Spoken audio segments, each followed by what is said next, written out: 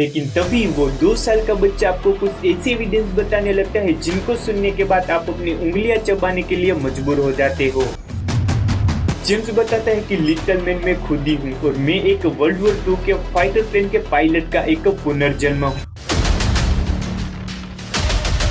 उसके बाद फिर से जेम्स यहाँ पे बताता है कि उसका पहले नाम जेम्स हॉस्टन जूनियर था।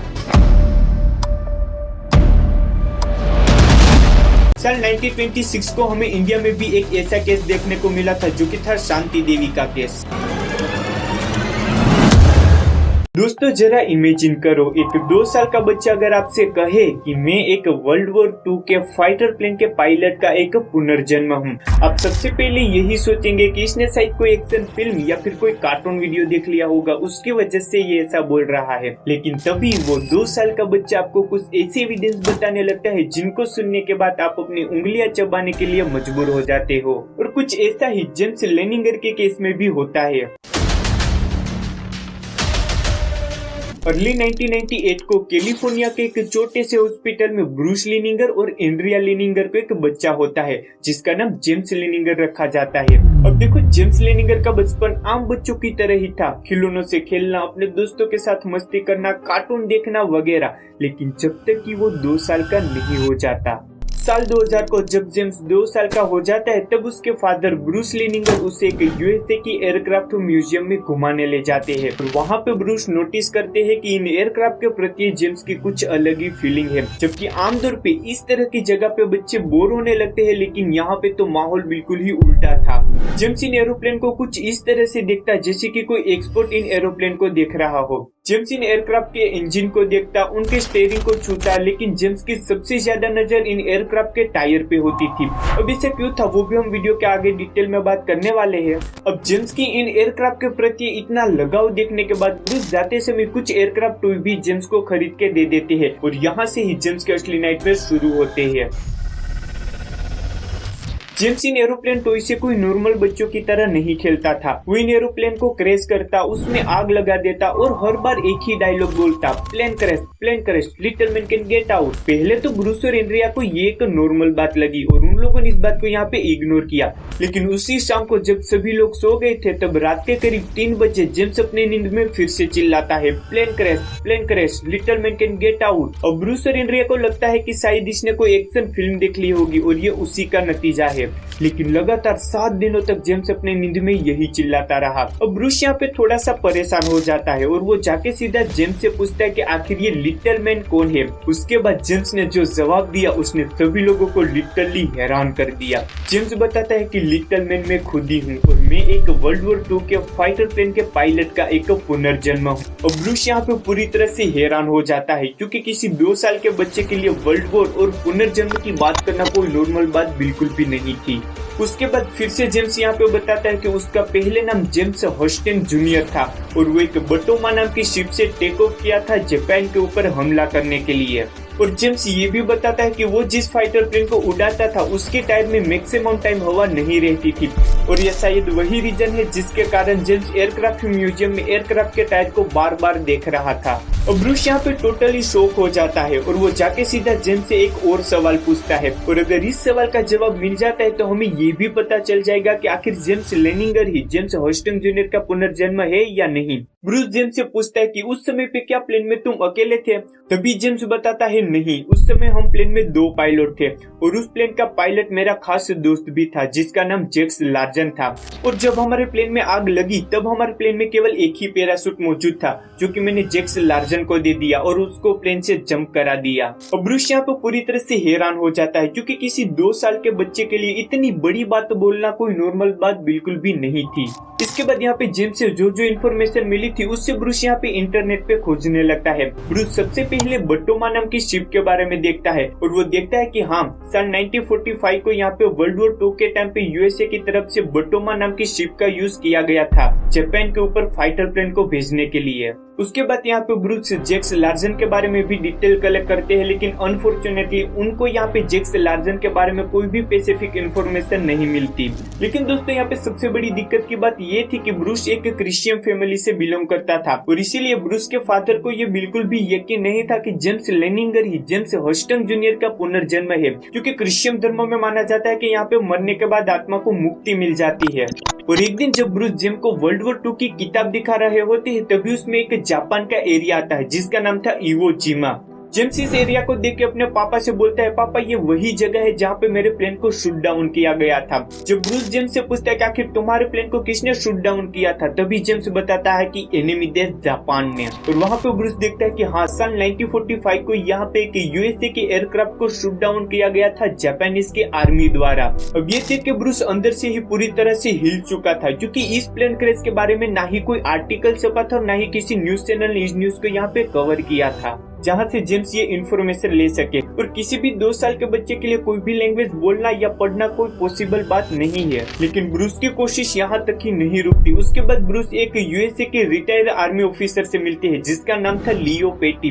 ब्रूस यहाँ पे जेम्स से जो इन्फॉर्मेशन मिली थी उसे यहाँ पे लियो पेटी को बता देता है। और लियो पेटी सारी इन्फॉर्मेशन को वेरीफाई करते हैं और वो बताते हैं कि जेम्स ने जो इन्फॉर्मेशन दी थी वो सारी की सारी राइट इन्फॉर्मेशन है।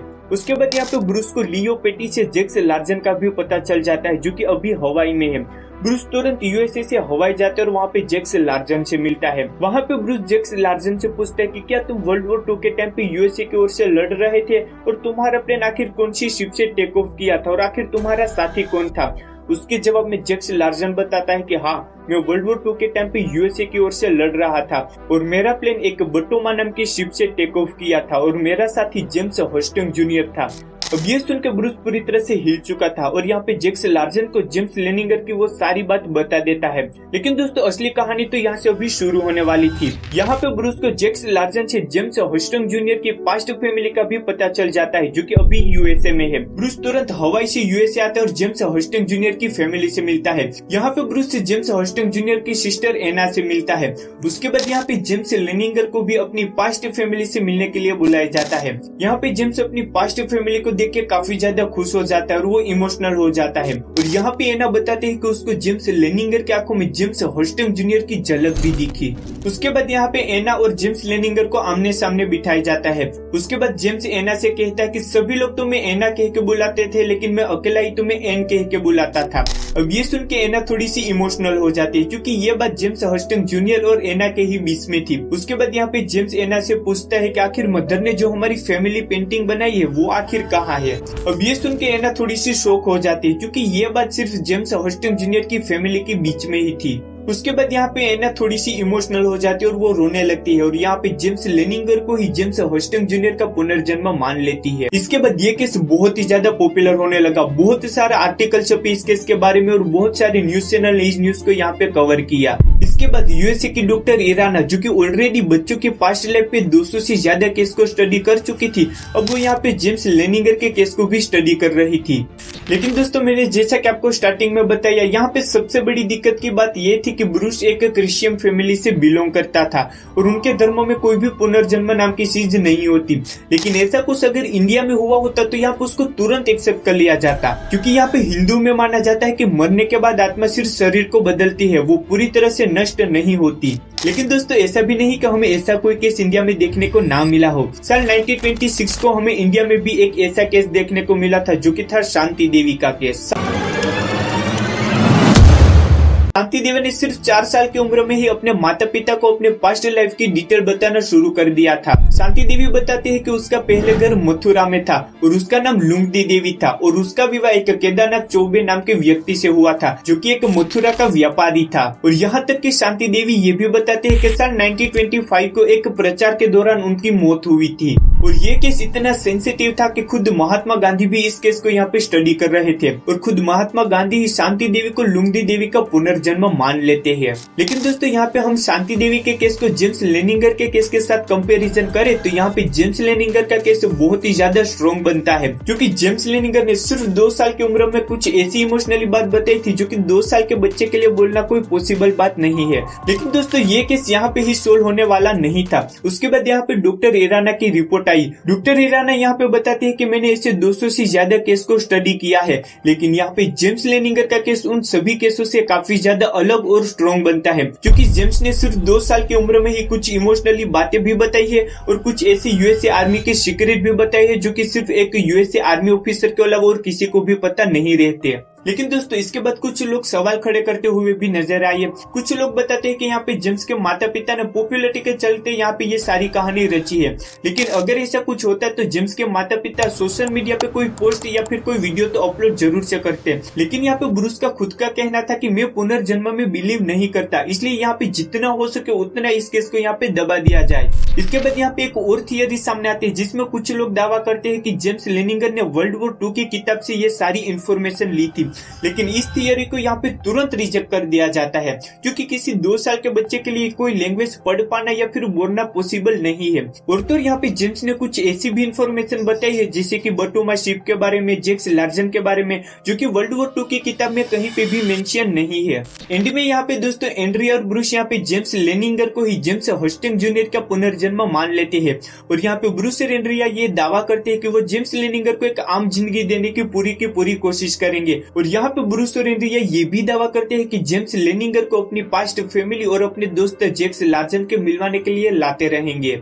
उसके बाद यहाँ पे ब्रूस जेम्स से एक और सवाल पूछता है कि तुम्हें तुम्हारी पास्ट लाइफ के बारे में इतना ज्यादा डिटेल कैसे याद है। उसके बाद जेम्स एक गहरी सांस लेता है और वो बोलता है कि मैंने अपने दोस्त जैक्स लार्जन से वादा किया था कि मैं जरूर से लौटूंगा, और आज देखो मैं यहाँ पे मौजूद हूँ। और वो ये भी बताते हैं कि वो आज के टाइम पे भी यूएसए के एक फाइटर प्लेन के पायलट ही बनना पसंद करेंगे, और अब वो कोई ऐसी गलती नहीं करेंगे जिससे उसका प्लेन शूट डाउन हो या फिर उसका प्लेन कहीं पे क्रैश हो। अब यह बात सुनकर ब्रूस और एंड्रिया इमोशनल हो जाते हैं और वो रोने लगते हैं, क्योंकि किसी 2 साल के बच्चे के लिए इतनी बड़ी बात बोलना कोई नॉर्मल बात बिल्कुल भी नहीं थी।